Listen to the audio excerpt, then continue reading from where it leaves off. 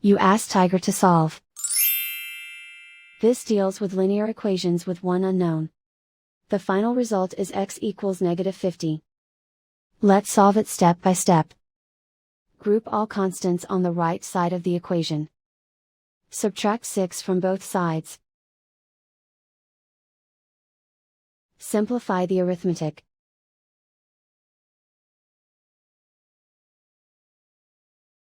Isolate the x. Multiply both sides by 5. Group like terms. Multiply the coefficients.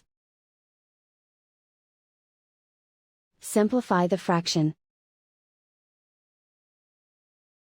Simplify the arithmetic. And so the final result is x equals -50.